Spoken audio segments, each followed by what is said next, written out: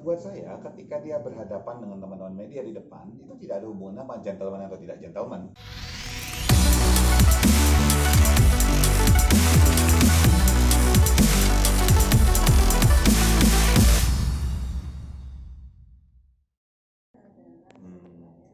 MYD ya. Iya.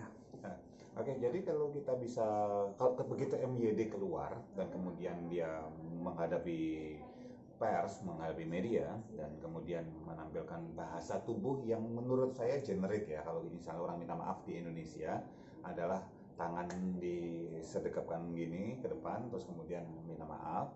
Nah, tetap yang bisa kita perhatikan kalau dari ekspresi wajah, kita tertahan sama masker. Jadi kita nggak bisa lihat secara objektif, kita terlalu subjektif untuk kita paksakan. Tetapi kalau misalnya kita dengar dari kata-kata MYD sendiri bahwa ada getaran, bukan kata-katanya ya, tapi ada getaran di situ. Ini ada dua kemungkinan. Satu, memang ada sebuah perasaan sedih atau perasaan takut di situ. Nah, jadi apakah kemudian penyesalan? Ya kalau kita bicara berprasangka baik adalah dia benar-benar nyesal. Tapi kalau kita nggak boleh berprasangka, berarti nggak boleh berprasangka buruk, nggak boleh berprasangka baik, gitu kan?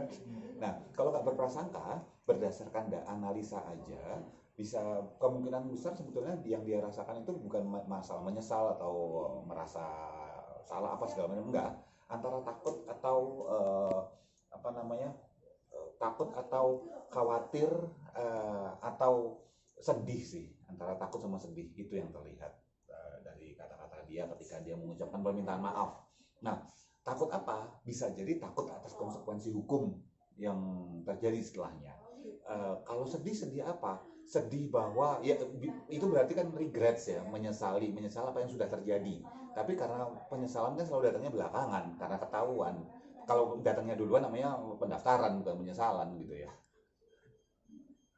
Mas, mungkin kalau dilihat dari mata ya, kayak berkaca-kaca atau apa hal kayak menangis gitu, seperti apa sih Mas dilihat? Kita gini, kita belum bisa membedakan antara satu, mata itu beneran berkaca-kaca ketika dia mau nangis. Kedua, kita nggak tahu apakah memang sifat matanya itu memang lebih berair daripada orang lain, atau yang ketiga memang istilahnya karena silau terus kemudian dia glowing kayak gitu matanya. Kita belum bisa ambil bahwa itu adalah salah satu bentuk penyesalan. Tetapi sekali lagi, dari getaran suara, kemungkinan terbesar yang terjadi tadi yang saya katakan antara ini sedih atau takut. Gitu. Kalau sedih kan gimana? Sedih karena regret tadi, penyesalan karena sudah terjadi. Gitu. Ya semua orang ketika sedang melakukan sih nggak nyesel gitu ya. Ya kalau takut atas apa yang akan terjadi nanti, karena kalau kita bicara ketakutan secara psikologis, kita takut untuk sesuatu yang akan terjadi nantinya. Sedangkan sedih tadi yang sudah terjadi di belakang, pilihannya cuma dua itu, apa yang sedang dia rasakan sekarang. Kalau ngomong-ngomong takut, dengan dia memberanikan untuk bicara di depan media dan segala macam, bisa bilang gentleman apa seperti apa Mas?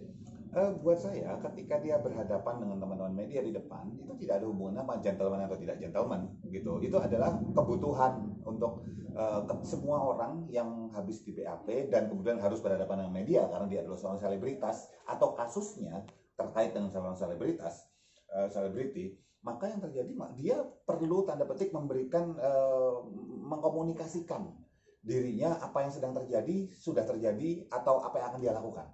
Kalau dia tidak melakukan itu, rumor atau persepsi yang beredar di luar sana melalui berbagai macam sosial media maupun media mainstream bisa lebih liar lagi. Mendingan dikunci.